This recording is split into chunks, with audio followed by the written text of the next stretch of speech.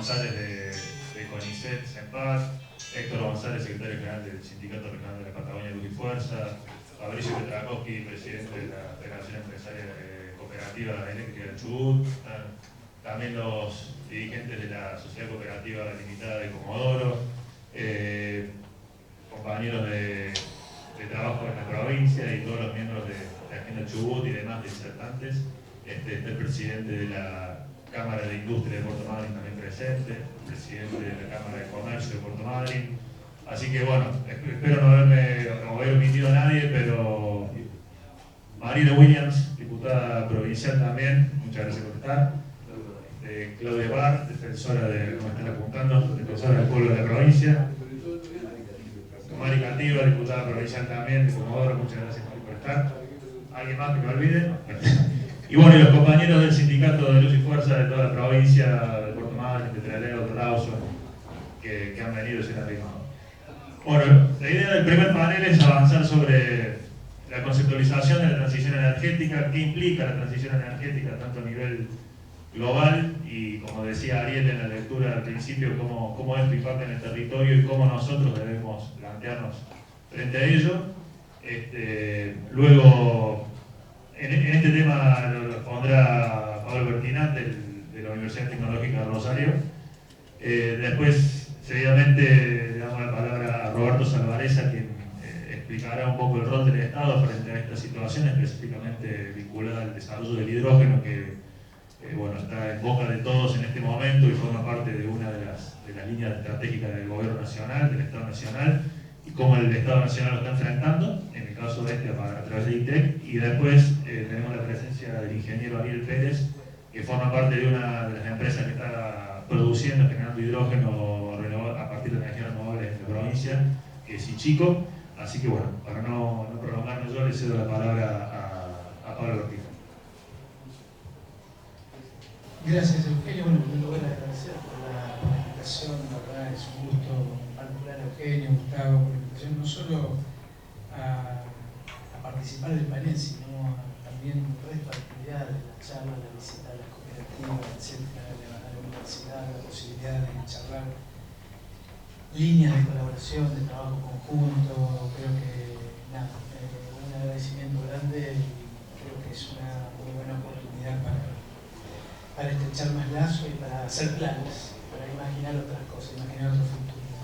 Bueno, como decía Eugenio, la idea del encargo de esta primera presentación es tratar de hacer una introducción que se basa posiblemente en parte de la declaración al principio de la actividad, y es poder plantear algunas características de los escenarios en los cuales se está dando este proceso de transición energética en todo caso, y yo diría que la intención es poner sobre la mesa posiblemente tres ejes. Uno, la temática de la energía.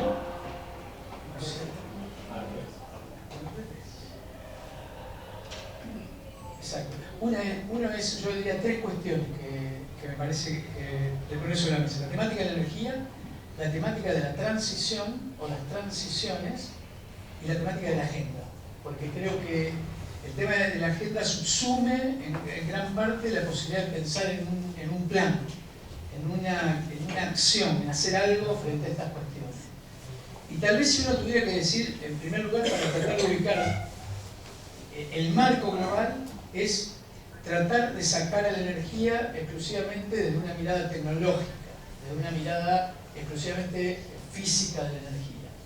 Para poner la energía en una mirada sociopolítica que nos permita dimensionar cuál es el rol, o cuál ha sido, en todo caso, también el rol de la energía en el desarrollo de la sociedad humana. Y en ese marco recuperar que aquí, en nuestro continente, hay pueblos que aún siguen considerando el petróleo la sangre de la tierra, y hay otros que lo consideran el oro negro, ¿no? Y esto configura miradas diferentes sobre la energía que construyen realidades subjetivas diferentes sobre la energía.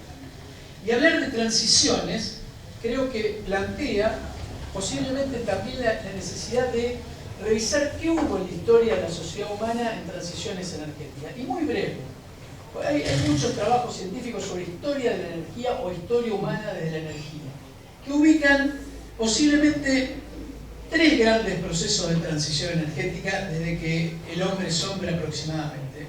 Un primer proceso de transición energética que es cuando empieza la agricultura, la primera agricultura, en medio posiblemente de una sociedad bastante más igualitaria, y la salida de la etapa más larga de los cazadores-recolectores hacia la primera agricultura significó el primer gran cambio de transición energética humana.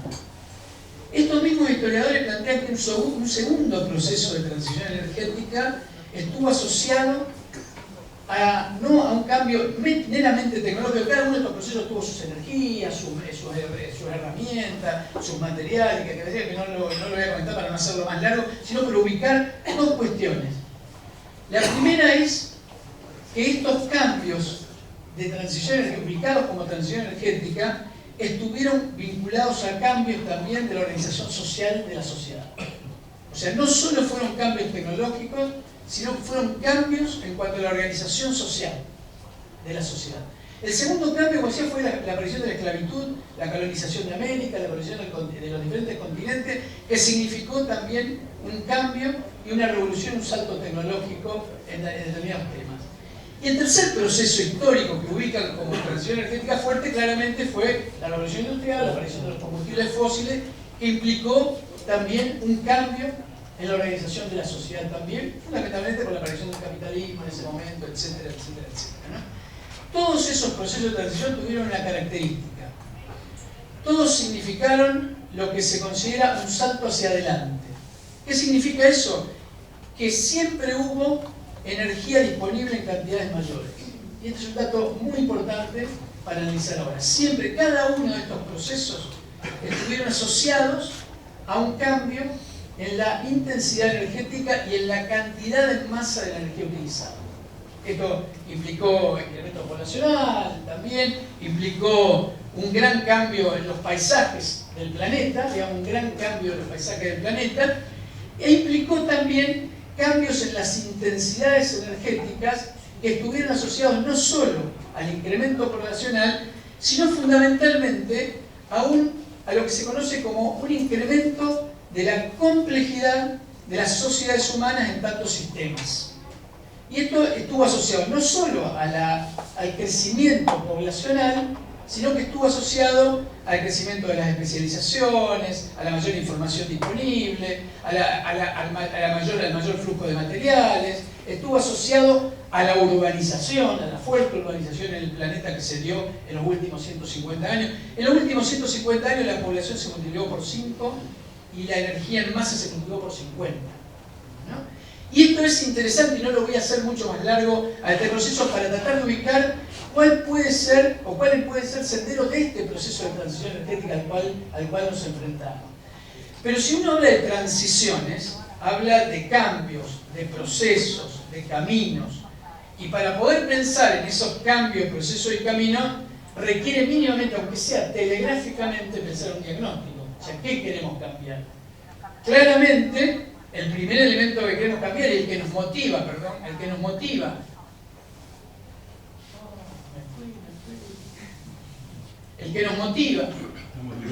nos motiva principalmente, el que nos motivó es el tema de las renovables, de cómo están los fósiles. Este es tal vez el principal elemento de este diagnóstico telegráfico, si se quiere.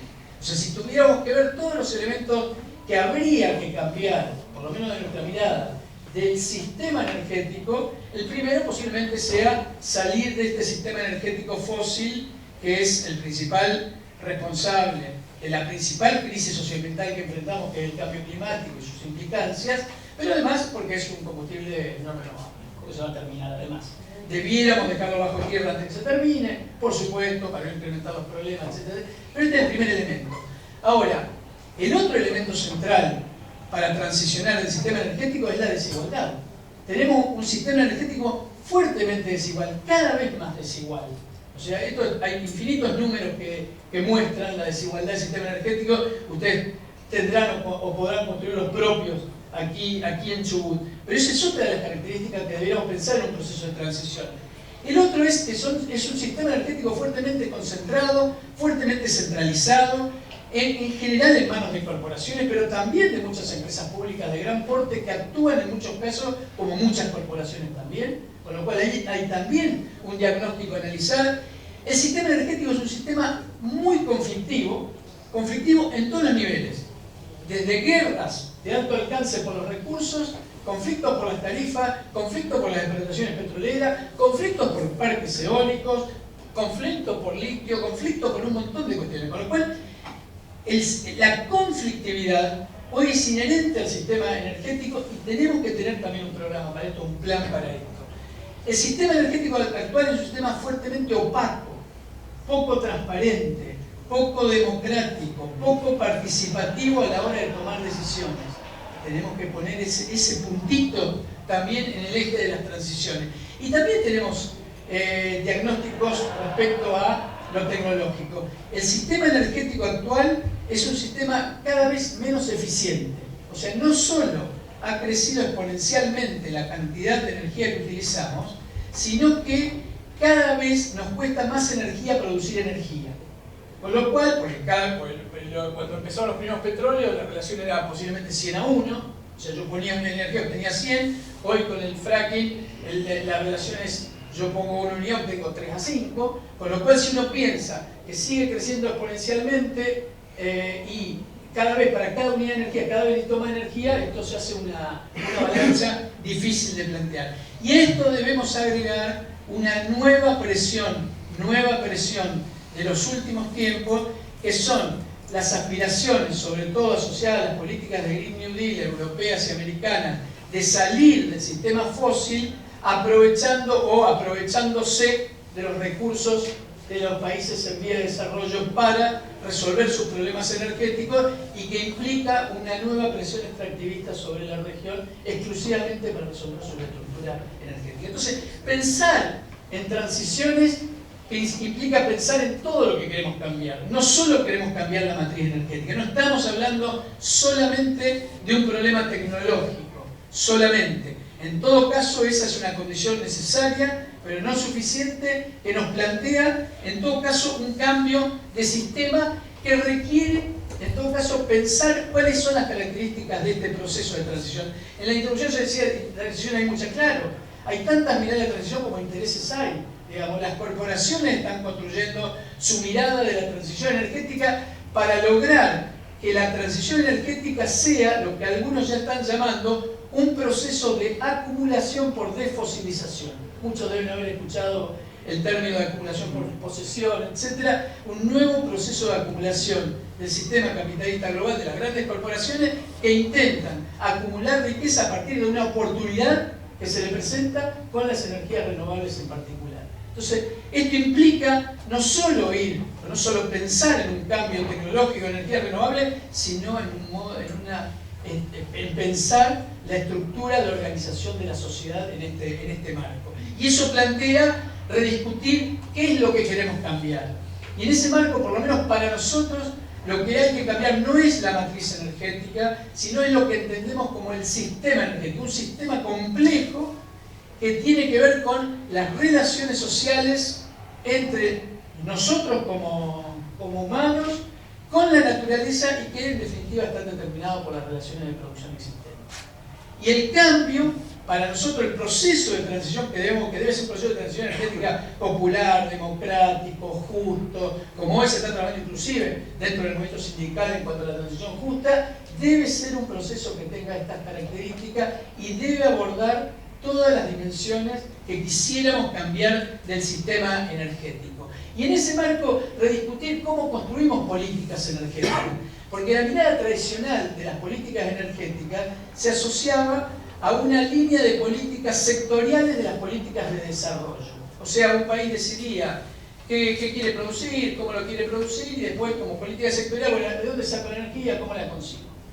Hoy, globalmente, la energía es la restricción, porque los fósiles se van a terminar, porque los tenemos que dejar bajo tierra por el cambio climático y porque si quisiéramos ir hoy al mismo tamaño de matriz energética global que tenemos con fósiles, con renovables, no nos alcanzarían los materiales y los minerales que hay en el planeta. Hay mucho trabajo, yo recomiendo, hay mucho trabajo, Valero en España, la misma Agencia Internacional de Energía tiene un trabajo muy interesante sobre límites materiales de la transición. No podemos ir al mismo tamaño de estructura energética con renovables, no nos van a alcanzar. Entonces, y además esto se agrava porque debe ser analizado en un contexto de desigualdad. Entonces, además tenemos que pensar cómo resolvemos la temática de la desigualdad. En ese marco, y ahora sí, algo de la agenda, ¿por dónde pensamos hay que pensar este proceso de transición energética? Y algunos ejes con algunos elementos de política. Algunos ejes que me voy a... El primero es la relación entre derecho y mercancía, pero básicamente ¿a qué se refiere?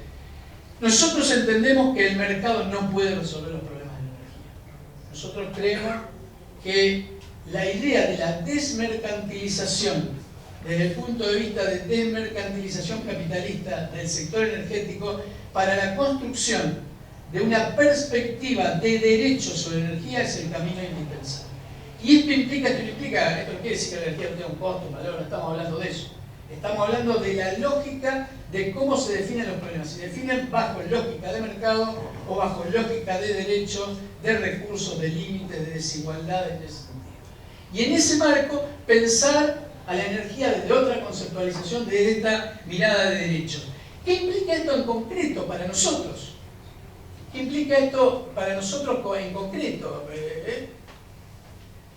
Primero, lograr desmercantilizar el sector energético es poner en discusión lo que nunca pusimos en discusión en nuestro país, que es todo el paquete de leyes y normativas de privatización y de regulación de mercado del sector energético de los 90 que nunca logramos discutir, en muchos casos, en mi opinión, para derogar gran parte de ello, y pensar un marco normativo, regulatorio y legislativo que tenga otra lógica de funcionamiento. Esto va a implicar derogar leyes, implica procesos de desprivatización, que tenemos a la vuelta de la esquina, la discusión sobre las hidroeléctricas. Ustedes tienen el ejemplo acá, pero a nivel nacional. Procesos de desprivatización, procesos de creación de otro marco normativo que priorice otras herramientas por fuera de las del mercado convencional para pensar en el desarrollo energético con esta lógica. Y hay una serie de medidas. Esto implica, por ejemplo, rediscutir lo de la segmentación vertical. Digamos que en definitiva estuvo asociado a una idea de unidades de negocio y no de lógica física de funcionamiento de un sistema, por ejemplo. Implica poner sobre la mesa todas esas discusiones que nunca realmente las pudimos dar en el país y en ninguna de nuestras provincias también. Requiere poner sobre la mesa y desopacar todos los aspectos oscuros de las políticas de subsidios en el país. No porque los subsidios, no porque los subsidios sean una palabra, yo creo que los subsidios son una gran herramienta de política. Ahora, claramente debemos ver en qué sentido están puestos los subsidios, poner claramente dónde se están poniendo y dónde habría que redireccionar subsidios. Claramente es una herramienta fundamental para el desarrollo de los subsidios. Ahora, claramente debemos revisar dónde lo estamos poniendo y de revisar dónde deberían estar puestos. Y ahí reconocer también algunas cosas interesantes en función también de los proyectos de agenda, de la empresa provincial, etc. Yo creo que también debemos revisar la historia de nuestras empresas estatales, ¿no? Porque también tenemos una historia ahí. Yo creo que debemos avanzar en procesos de desprivatización. No necesariamente esto quiere decir recaer en empresas estatales convencionales como las que conocíamos, sino en fortalecer lo público. Lo público, no solo en tanto público estatal, sino público cooperativo, colaborativo, municipal, comunal, etcétera, que son otras formas de propiedad que se están desarrollando en diferentes lugares del mundo, pero que requieren también una mirada fuerte de reforma respecto al modo de gestión. Nosotros no podemos tener las mismas empresas estatales que teníamos antes de las privatizaciones con ese modelo de gestión y ni siquiera las que tenemos ahora.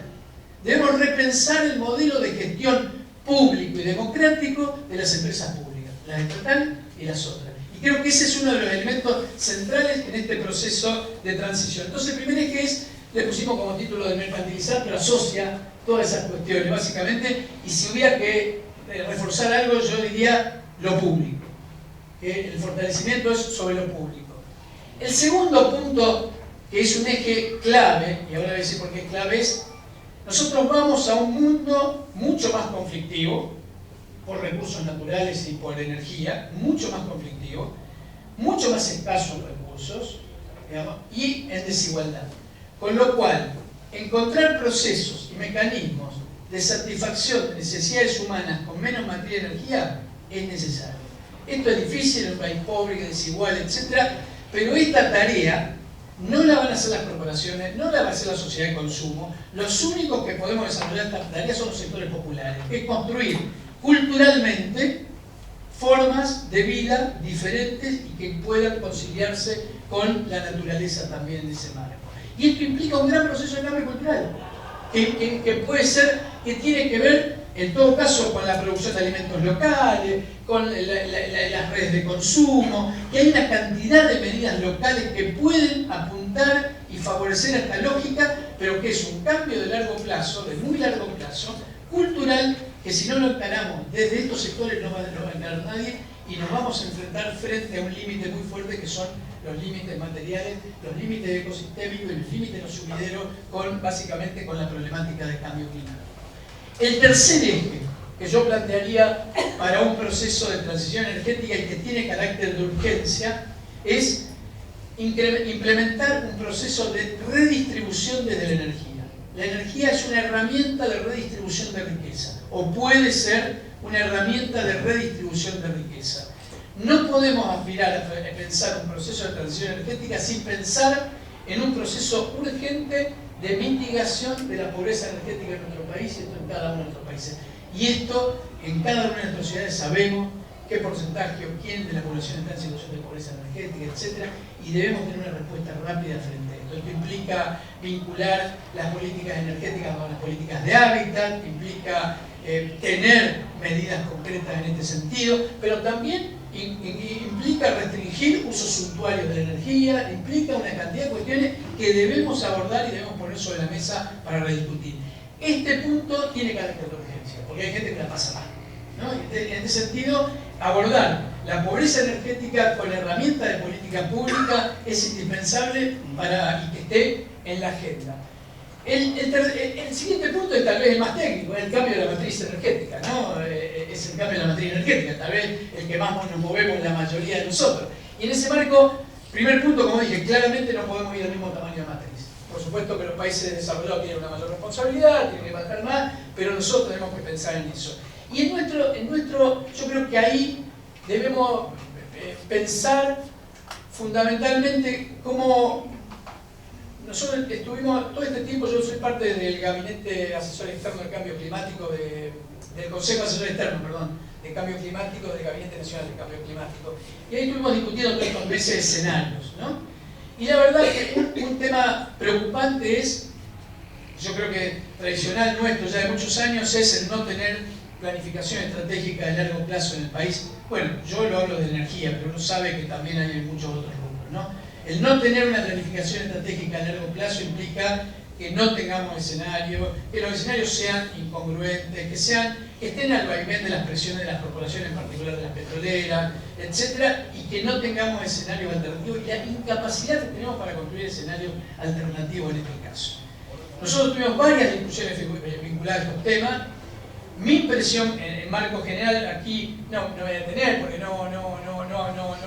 imposible desarrollarlo, pero lo que ven a la izquierda arriba es el escenario del decreto de la Secretaría de Energía el año pasado al 2030-2050, que solo piensa en que sigan creciendo los combustibles fósiles en 2030-2050.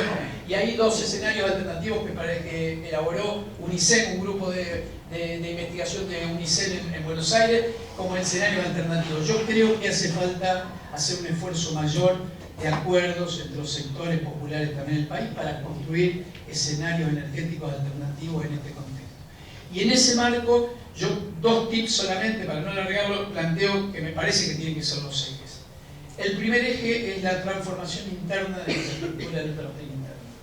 O sea, nosotros no podemos seguir dependiendo del 90% de combustibles fósiles como depende de nuestra matriz, no la eléctrica, nuestra matriz, 90%, y frente a eso, tener un problema tener un plan de incrementar la gasificación. Yo creo que no es el camino.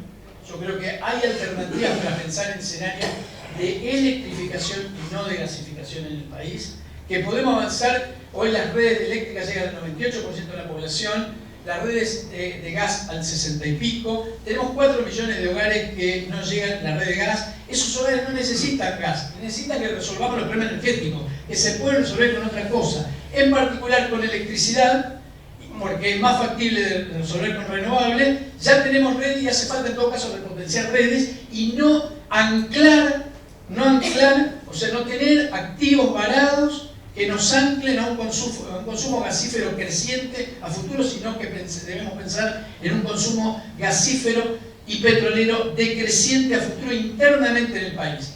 Eso a favor de la discusión de la dificultad externa implicaría que tengamos más gas para exportar o más petróleo para exportar para pagar esa transición. Pero el centro de la transición tecnológica debiera ser desfosilizar nuestra matriz, internamente.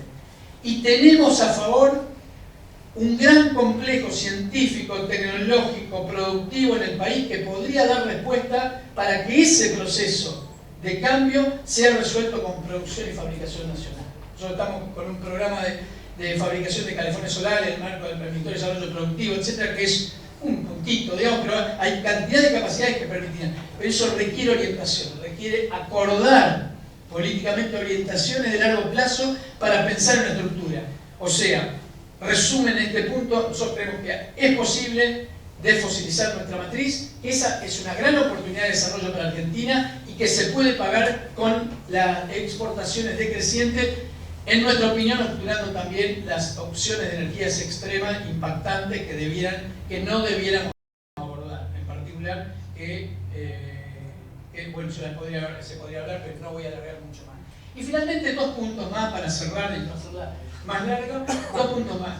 Yo creo que, como decíamos, la discusión de la energía requiere discutir el modelo productivo nacional. O sea, qué producimos, qué no producimos y cómo producimos, ¿no? Y esto implica algunas cosas que ya están sobre la mesa. Por ejemplo, el cierre del ciclo de la industria automotriz del automóvil de combustión interna. ¿Cuándo dejamos de fabricar autos de combustión interna en el país, por ejemplo? Esto implica discutir por qué lo vamos a reemplazar. ¿Lo vamos a reemplazar por auto eléctrico o por otro modo de transporte eléctrico? Implica discutir. Esto hay que discutirlo con esa mesa porque eso después deriva en políticas de incentivos o de desincentivos a determinados sectores. Y es necesario alinear las diferentes políticas en ese sentido. Y hay muchos ejemplos de esto. El sector agrícola en Argentina, mira, hay una publicación de la Secretaría de Energía de la Nación que muestra que la intensidad energética del sector agrícola en el país se multiplicó por 8 en 30 años. ¿Qué quiere decir esto?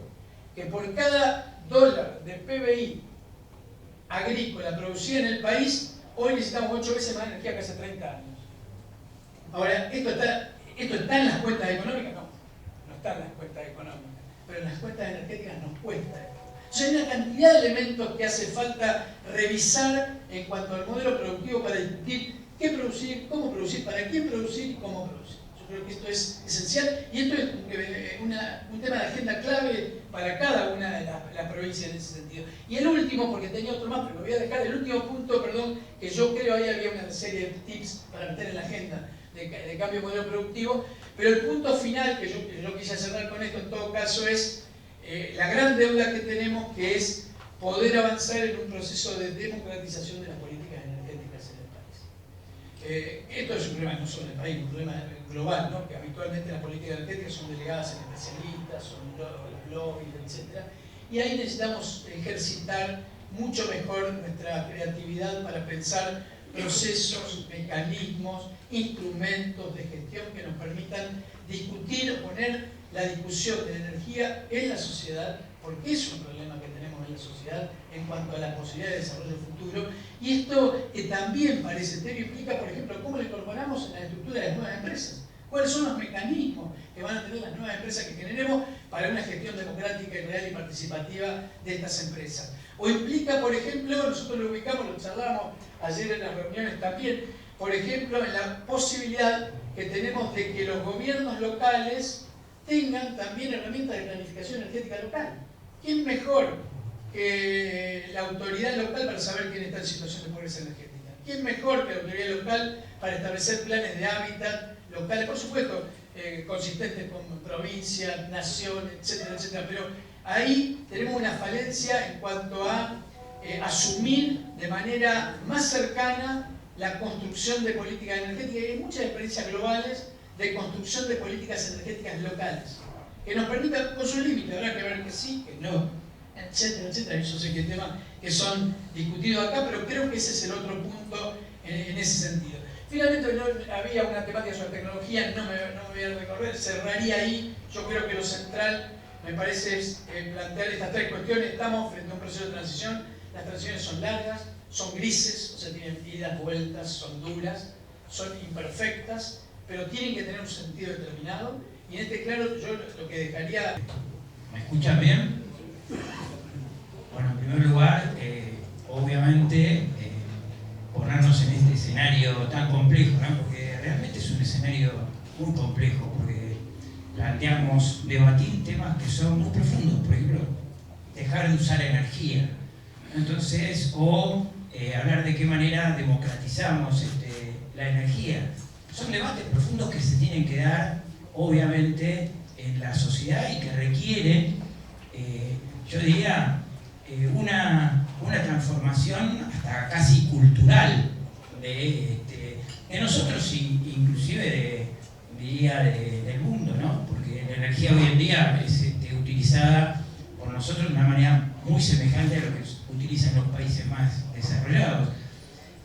Creo que es necesario, creo que es imprescindible, pero yo voy a ponerme un poco en otro lugar, ¿no? En otro lugar como una empresa, que es una empresa de tecnología, que está inmersa en el mundo de una empresa que genera energía y que tiene que hacer frente a contingencias muy complejas.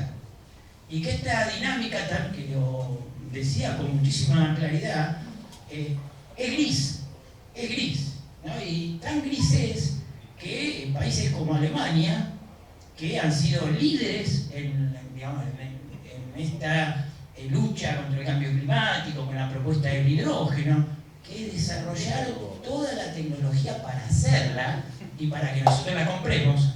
Eso no hay que olvidarse, porque los electrolizadores para hacer hidrógeno verde ya están acá, están ahí para que los vayamos a comprar. Esa misma sociedad alemana que planteó con tan claro objetivo el 2030, hoy frente a la emergencia y frente a la situación de que pasen frío sus ciudadanos, ¿no? Plantean volver al carbono o mantener las centrales nucleares. ¿Y qué deberíamos decir nosotros con nuestros pibes que tienen frío y que tienen hambre? ¿No? Tal vez deberíamos preguntarnos eso también. Nosotros vivimos en crisis, ellos hoy tienen la crisis, pero nosotros tenemos crisis, yo diría, permanente, hace años que la tenemos.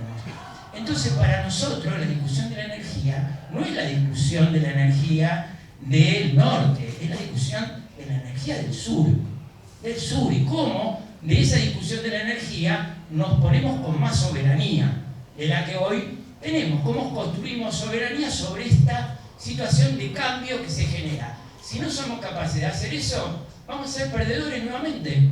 Vamos a tener energías renovables, vamos a ver los paneles que vienen de China, vamos a ver los electrolizadores que vienen de Alemania, y vamos a tener los coches eléctricos que vamos a comprar afuera, y que nuestra industria automotriz, que hoy en día mantiene a montones de nuestros argentinos y a sus autopartistas, van a desaparecer. No va a haber caja de cambio de las cuales exportamos. Entonces es mucho más complejo. Solamente un ejemplo para que todos lo pensemos.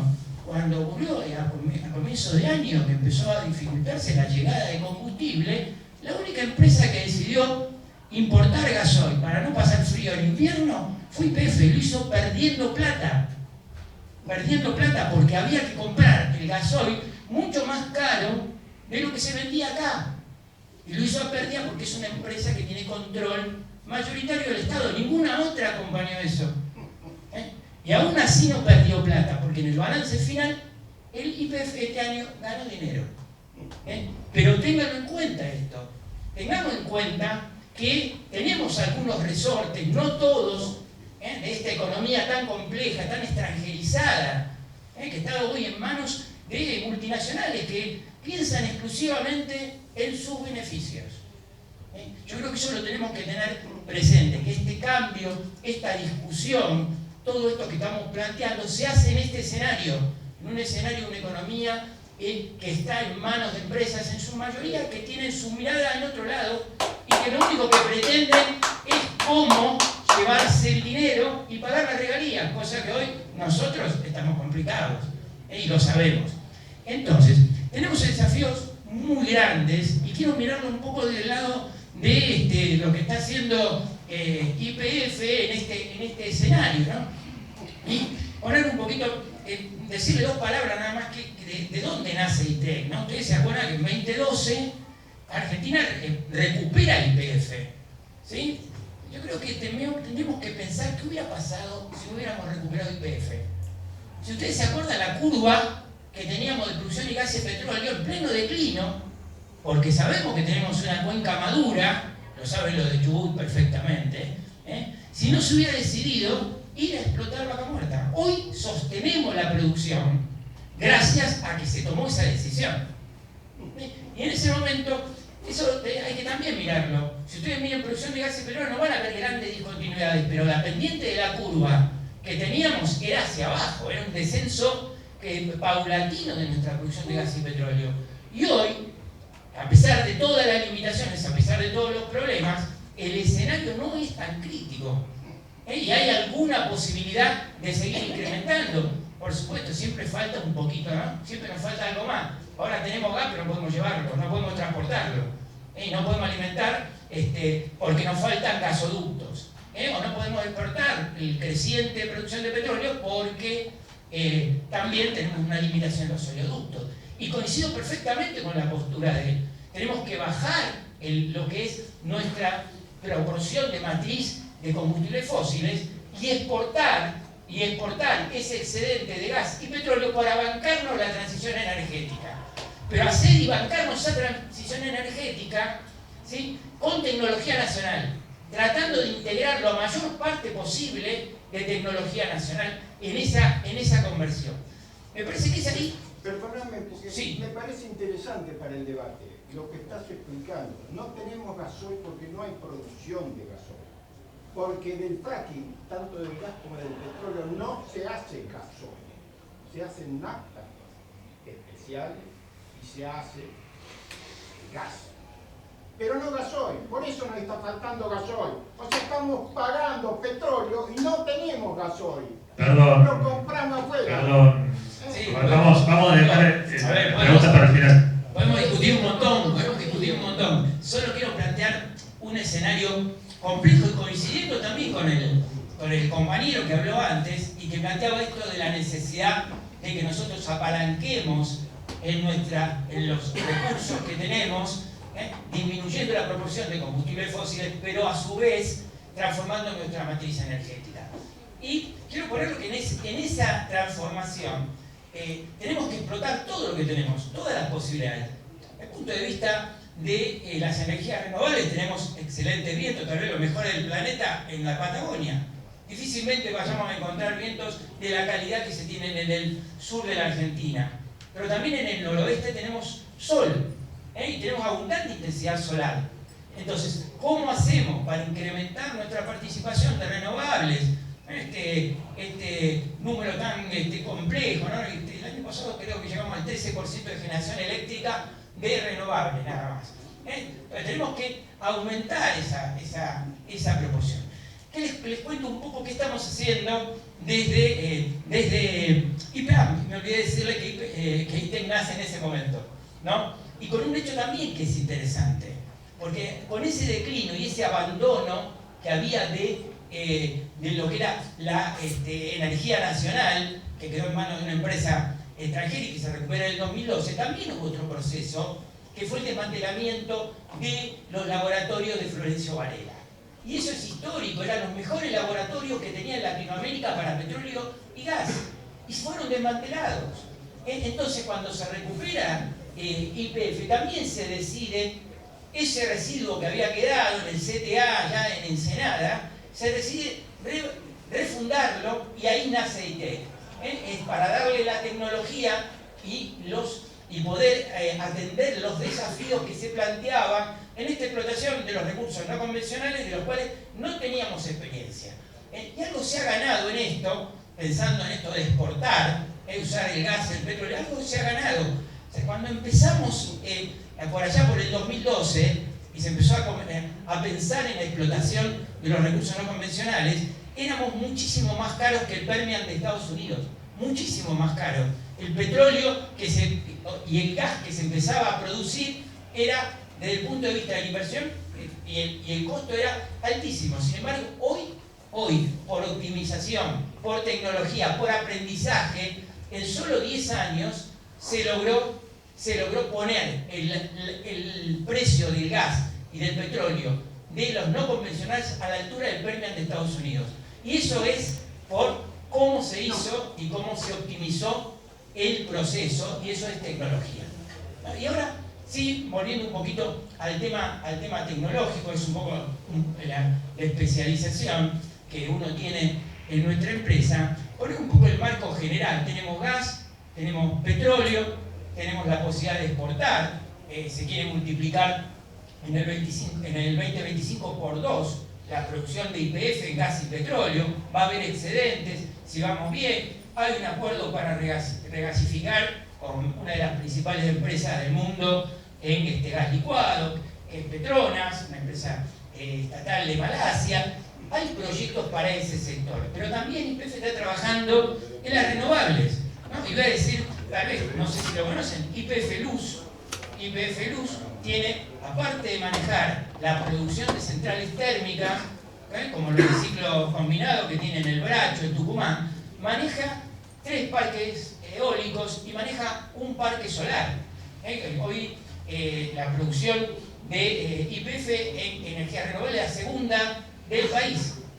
Manejamos el parque Cañadón Seco, Manantiales Ver, Los Teros, en la provincia de Buenos Aires, en Santa Cruz, el otro en Chubut y el otro en la provincia de Buenos Aires. Pero también está el parque solar del Sonda. Anteayer estuvimos con el gobernador de San Juan, donde YPF va a invertir $300 millones en multiplicar la producción de energía solar en San Juan. Entonces, estamos también en este escenario de construcción que él planteaba de la capacidad en energías renovables. Me parece que ese es un buen dato que debemos conocer. No solamente nos apalancamos en gas y petróleo, sino también la empresa que tiene control de los argentinos también invierte en las renovables, está haciendo una inversión muy importante. También hay otros puntos para destacar. Cuando hablamos de renovables, también tenemos que pensar que la energía la tenemos que inyectar en la red. Y, como bien planteaba, también no solo tenemos problema en transportar el gas y el petróleo, también tenemos problema en transportar la energía. Entonces, por ejemplo, si instalamos más parques eólicos en la Patagonia, no tenemos capacidad para inyectarlo. Ese es otro tema que tenemos que ver. Y ¿Cómo que no? ¿Cómo que no? ¿Cómo lo inyecta la cantidad que tiene? Lo hace. No tiene problema. Sí, a ver, yo te digo hoy. Ingeniero, por favor, repetemos el Déjame terminar después. Iban a permitir el debate. Sí, ahora, pero esperame al final. Aquí está en el debate. Dale, lo hacemos al final, compañero, con todo gusto. Hagan debate. Bueno, nada, sigamos. La verdad que lo siento que no podamos discutirlo al final, pero déjame terminar y después lo ponemos en el marco. Lo que estoy planteando es que el tema del exceso de energía tenemos que pensar en transformarlo. Y ahí viene el tema del hidrógeno, quería empalmar con esto, el tema del hidrógeno y también el tema del litio, porque hoy en día una manera de almacenar energía es con baterías de litio. Esto no es trivial, porque hablábamos de los parques, la capacidad que tenemos de vientos en la Patagonia y la energía solar, pero también somos el segundo país en reservas mundiales de litio. Y hoy en día tenemos 2 empresas en producción, las 2 extranjeras, exportan el litio, ¿sí? Que hoy en día sirve para decarbonizar el norte. Sirve para decarbonizar, para construir vehículos eléctricos, no para el Mercosur, sino que esos vehículos eléctricos son de la Unión Europea o son vehículos que compran en Estados Unidos. Entonces, ¿cómo participamos de este tema? Bueno, hace poquito hemos creado YPF Litio. Ustedes saben, en este momento empezamos a explorar un salar. Ya tenemos un salar en Catamarca, 20.000 hectáreas. Estamos en La Rioja con otros 2 salares. Ayer tuve una conferencia, llegué tarde, hoy no pude venir ayer porque teníamos una charla con el gobierno de La Rioja sobre este tema. YPF está empezando a poseer parte de las fuentes de litio que se necesita para crear el carbonato de litio, que es esencial para la producción de baterías. Iba un poco también a esta mirada de los vehículos eléctricos, ¿no? Porque imaginemos que prohibimos los vehículos horizonte 2030, 2050, no hay vehículos de combustión. ¿Qué rol va a tomar la industria automotriz argentina? ¿Qué vamos a hacer con las terminales? ¿Las van a cerrar? Uno de los problemas que uno habla con las terminales, nosotros competimos no entre nosotros, sino competimos contra nuestras filiales que están en otro lado. Si es más eficiente la que está en Malasia o Tailandia, van a cerrar la que están acá. ¿Vamos a cerrar las terminales? No, tenemos que ser capaces de transitar todo el camino, de poder iniciar la fabricación de las baterías, que son los elementos más caros de los vehículos eléctricos, y poder plantearnos la posibilidad de que instalemos la industria de vehículos eléctricos en el Mercosur, que nuestras terminales puedan construir también vehículos eléctricos. Y aparte, esas baterías sean utilizadas para almacenar energía. No vamos a poder llegar con el tendido eléctrico a todas las comunidades del país. ¿Cuántos años nos va a llevar? ¿No es una solución más inteligente un parque solar con sus baterías eléctricas, sus baterías de litio almacenando energía? Y es una solución sustentable fuera de los generadores que consumen hoy en día combustibles fósiles y que están contaminando. Podría ser una alternativa. Entonces tenemos que jugar en toda la línea, tenemos que jugar gas y petróleo para exportar y para palancar la transición energética. Tenemos que trabajar sobre las renovables, tenemos que avanzar en lo que es el tema del litio. Poner una empresa nacional, una empresa que tiene control nacional, que pueda participar e industrializar el litio.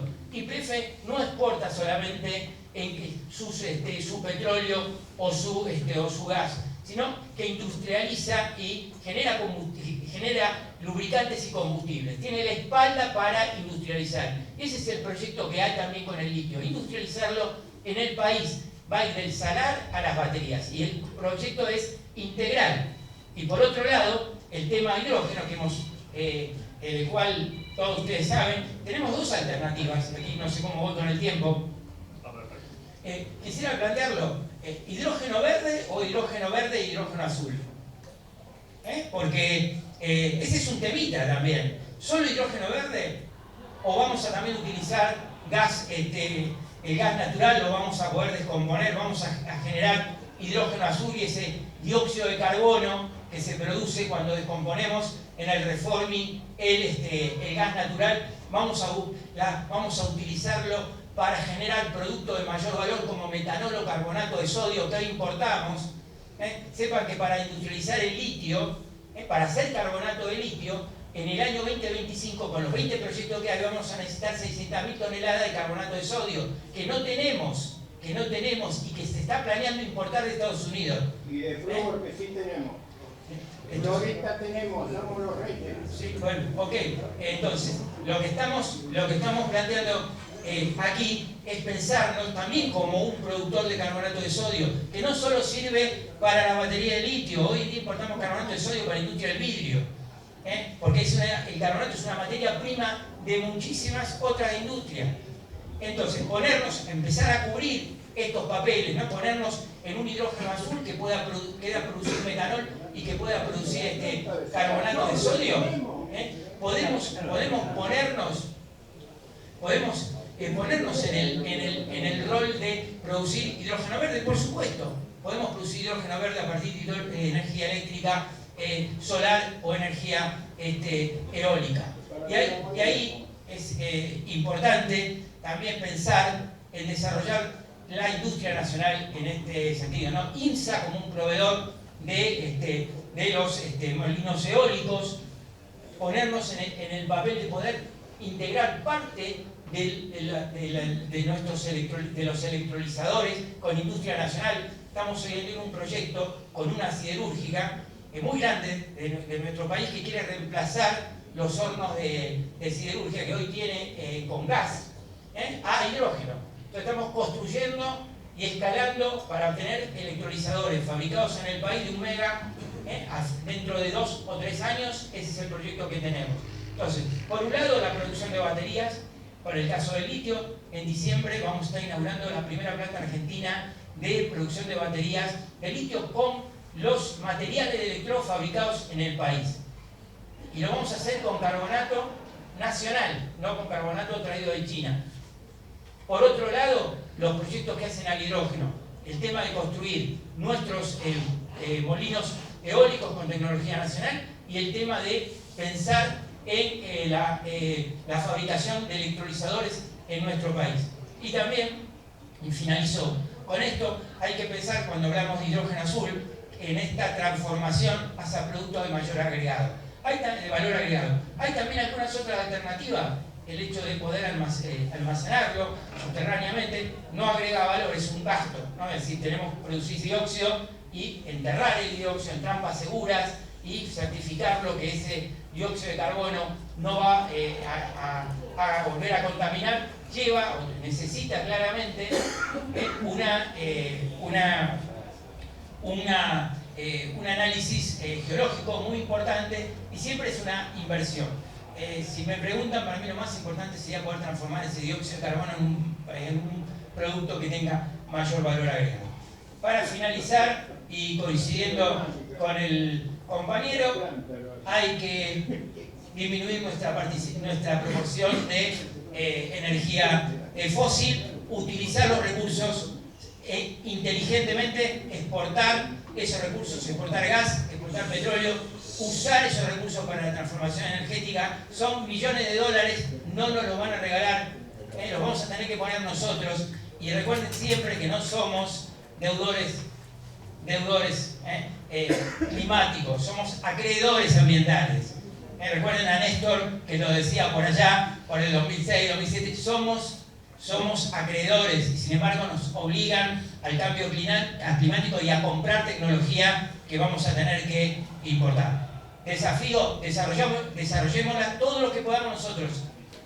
Y bueno, nada más dejarlo aquí y después, por supuesto, abrir el debate a todos los compañeros que lo hagan de forma ordenada.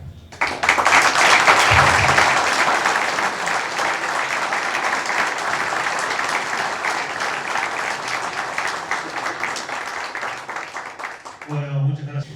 Muchísimas gracias ante todo a los organizadores, en particular también a Eugenio por la invitación.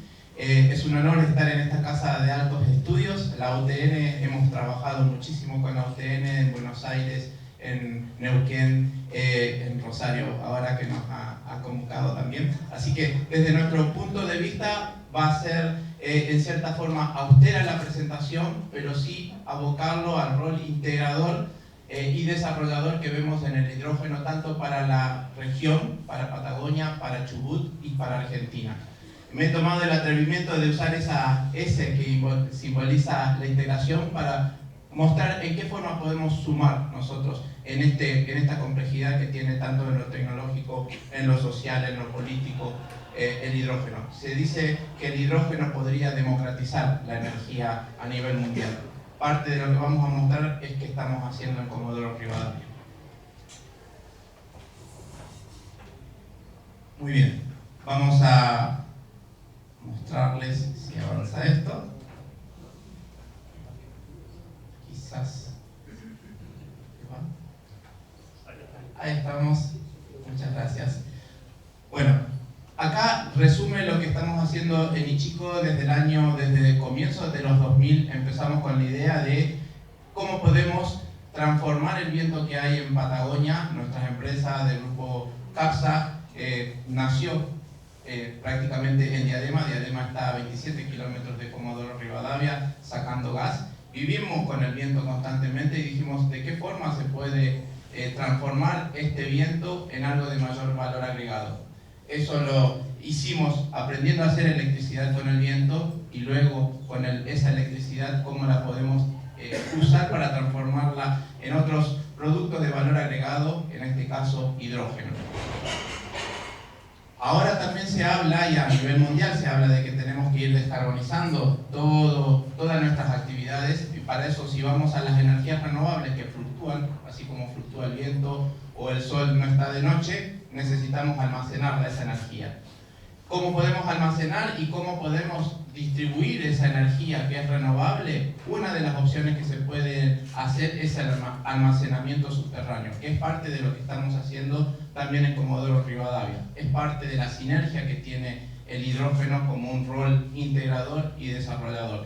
¿Qué significa eso? Que los pozos que tenían antes gas, que de hecho si seguimos extrayendo gas, van a quedar sin gas esos pozos. En esos mismos pozos podemos almacenar hidrógeno. Es decir, es una forma de almacenar el viento en los pozos que antes tenían gas. Y cuando no hay viento, sacamos ese hidrógeno, hacemos electricidad y de esa forma podemos mantener nuestros patrones de uso de energía. Esta es la planta de hidrógeno de ADEMA, en donde estamos haciendo experiencia desde el año 2009 en cómo producir hidrógeno, y no solamente hidrógeno, porque cuando uno descompone el agua, parte de lo que estamos viendo acá, vamos a ver si lo podemos mostrar, estos dos equipos se denominan electrolizadores. La electrólisis significa romper a través de electricidad. Lo que rompemos es las moléculas de agua en hidrógeno y oxígeno. No solamente estamos produciendo y dándole valor al hidrógeno, sino que el oxígeno, que es un oxígeno de alta pureza, antes se tenía que importar. No había en el país oxígeno de esa pureza. A partir de la planta de Chico, Argentina se pudo empezar a abastecer de oxígeno de alta pureza producido a partir de electrólisis de agua. Lo que hacemos a su vez, y es como una sinergia que tenemos también, y apunta a la transición energética, todo esto está dentro de un yacimiento de petróleo y gas. Parte de ese gas lo ponemos en un generador. Esto es lo que se ve acá, es un motogenerador de 1,4 megawatts, que utiliza una mezcla de gas que sale del yacimiento con el hidrógeno que producimos acá. Hacemos una mezcla combustible y ese motogenerador genera electricidad nuevamente que abastece al yacimiento. Acá vemos entonces una integración de todo lo que es el ecosistema energético. Estamos aprovechando la energía del viento para producir hidrógeno, que luego permite abastecer o mantener la industria del petróleo actualmente. A su vez, el oxígeno, que se descompone, es uno de los productos que se descompuso el agua, estamos abasteciendo de oxígeno a la industria local, regional de acá, y al oxígeno de alta pureza de todo el país.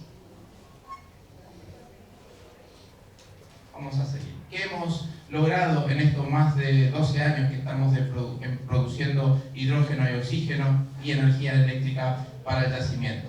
Hemos producido casi 3 millones de metros cúbicos de hidrógeno, que eso, si uno quiere decir, bueno, ¿qué podría hacer eso? ¿En qué se transformaría?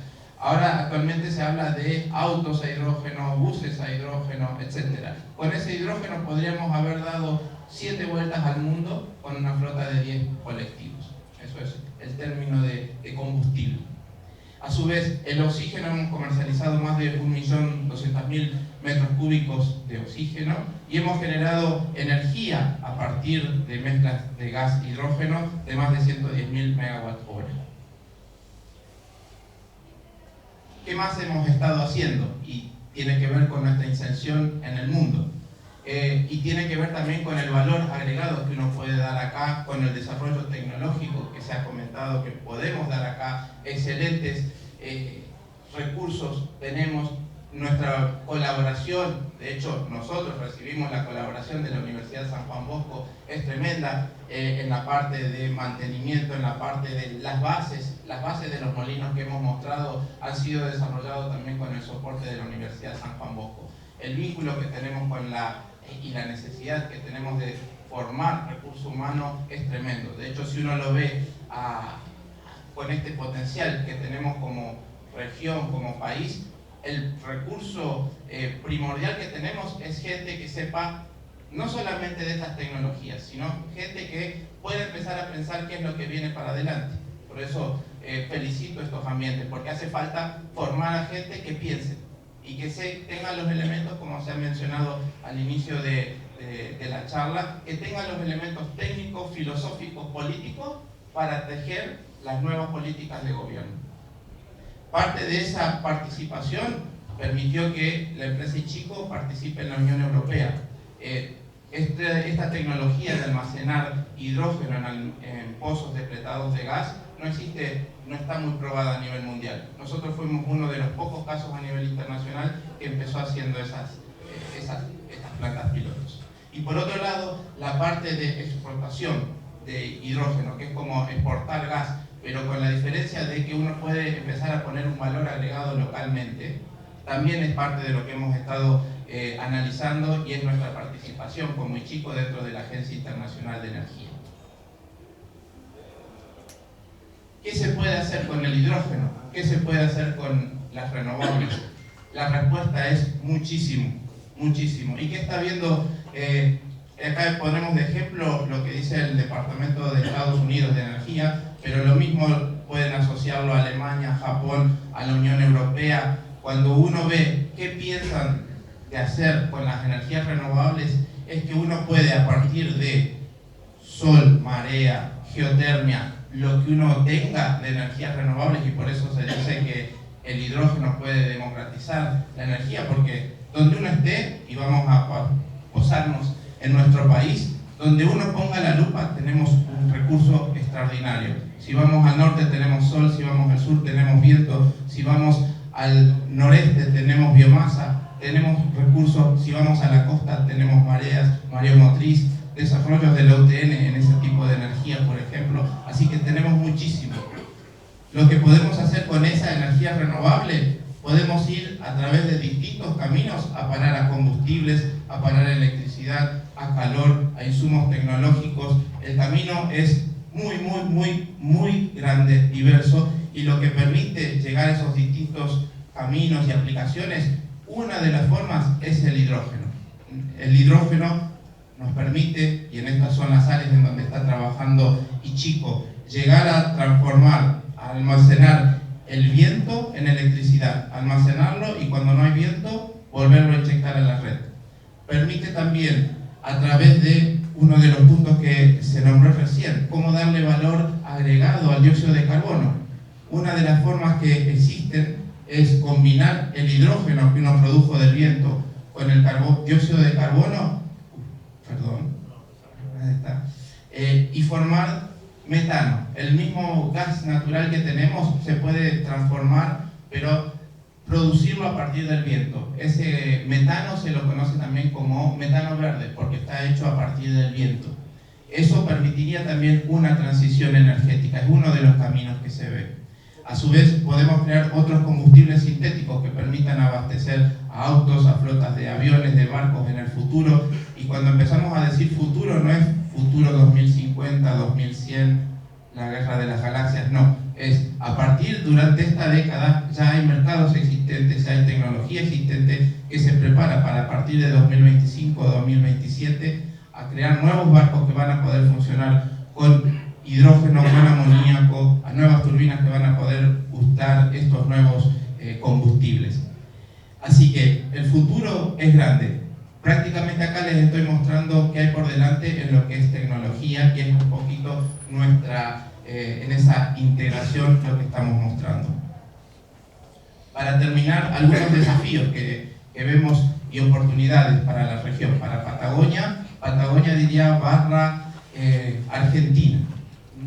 Por un lado, la oportunidad de añadir valor local, que no sea solamente producir algo que se exporta o producir algo que queda ahí en la nada. Esta sería como una especie de, recién se mencionaba, no producimos diésel, etc.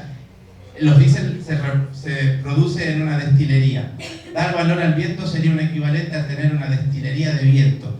Y la cantidad de productos que uno puede producir a partir del viento es inmensa, inmensa.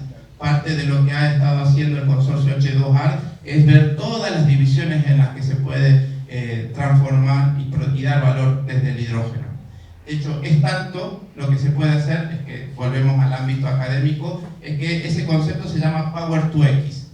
Energía a X. Y X es muchísimo. nos podemos empezar a imaginar qué es X y en eso podemos trabajar. Eso es algo bastante grande. Y el otro punto que ponemos énfasis es empezar a dar valor local. Valor local significa acá, en Comodoro, en Madrid, nuestro operador de la planta es de Madrid, en Chubut, en la Patagonia, es empezar a dar valor local. Parte de cómo puede empezar a ser una solución también a la parte energética. Hemos dicho que podríamos poner más parques eólicos, la respuesta es podríamos poner muchísimo. Unos simples cálculos matemáticos hacen que si uno pusiera un 10% de parques eólicos en Chubut y Santa Cruz, podríamos abastecer a 15 Argentinas. 15 Argentinas. Es decir, hay tanto potencial que podemos desarrollar localmente y pensar en qué hacemos con el excedente. Pero ¿por qué ahora no podemos dar energía desde el sur al resto del país? Porque, ya se explicó también recién, hace falta poner más líneas eléctricas. Eso es si uno sigue pensando que tenemos que abastecer desde el sur hacia el centro. Pero si uno puede empezar a dar valor a la energía en forma regional, es decir, empiezo a poner consumo acá y las plantas de hidrógeno son grandes consumidores de energía. Si empezamos a agregar el valor en forma local, no necesitamos seguir poniendo líneas y líneas que vayan al norte, porque vamos a empezar a crear una demanda local de energía. Y ese es un gran valor que podemos empezar a dar desde acá. Y por otro lado, podemos hacerlo en forma inteligente, por eso es importante pensar, debatir ideas. Me parecieron muy acertadas las palabras del comienzo. Podemos hacerlo en forma inteligente. Diría que esta transición y darle el espíritu de una transición justa, solidaria, etcétera, se la puede hacer en forma inteligente. Parte de esa solución inteligente es crear una escala que nos permita abastecer mercados locales como mercados regionales y más grandes. Eso nos va a hacer más competitivos, porque no cualquiera va a venir a instalar miles de millones de dólares acá si no somos competitivos. Entonces esa quizás desde el punto de vista de nuestra parte también tecnológica es que tenemos que aprender a ser competitivos. Algunos desafíos, simplemente como para dar inicio y puntapié luego a los debates. Creemos que es muy importante parte de lo que se ha comentado recién, pensar qué vamos a hacer. Pensar qué vamos a hacer y cómo lo vamos a hacer es parte de una estrategia. Ya se está trabajando en una estrategia nacional para el hidrógeno. Hace falta terminarla, y hace falta que terminemos con eso, hace falta también iniciar estrategias a nivel local, de la provincia, etc. Y para eso cuentan con todo nuestro apoyo. Así como estamos participando en el consorcio de ITEC, cuentan con todo nuestro apoyo para decir qué podemos hacer acá, porque ya lo estamos analizando, cómo podemos seguir creciendo en Chubut. Por otro lado, necesitamos leyes y regulaciones para lo que es los nuevos escenarios, las nuevas transiciones, repensar, como ha planteado también Pablo Bertinat al inicio, cómo queremos que sea nuestro país. Pero necesitamos leyes y reglamentaciones. La ley del hidrógeno es una ley que está desde el 2006 y está dormida. Entonces hace falta escribirla, reescribirla, ya hay algunas líneas y pensar la reglamentación, la letra chica. Por otro lado, hace falta, para lo que se viene y si queremos ser competitivos, crear marcos estables. Lo que se está haciendo en litio o en la minería es un gran ejemplo, por ejemplo. Capitalizar las experiencias. Parte de lo que estamos haciendo en Ichico es empezar, y agradecemos por eso la participación con las distintas entidades de la provincia, la parte de medio ambiente, la parte de energía, a decir, bueno, esto es lo que estamos viendo, parte de los escenarios de cómo podemos empezar a exportar y producir en mayor escala hidrógeno, darle valor al viento, es parte de los escenarios que estamos viendo. Y finalmente, ya que estamos también en un ámbito académico, es cómo transformar el potencial, la energía potencial que tenemos muy grande, le llamaría en energía cinética, porque si no el potencial está ahí y queda ahí. Si no lo hacemos movimiento, otros lo van a hacer el movimiento por nosotros, así que necesitamos empezar a movernos. Movernos significa todo esto que hemos dicho antes, desde el punto de vista empresario, privado, tecnológico, necesitamos tiempos más rápidos, necesitamos más agilidad. Ese es básicamente el mensaje que queríamos dar. Están invitados como siempre, a conocer nuestras instalaciones y quizás para dar también y hacer promoción hacia el 21, 22 y 23 de octubre va a haber un evento, una exposición industrial y tecnológica en Comodoro Rivadavia.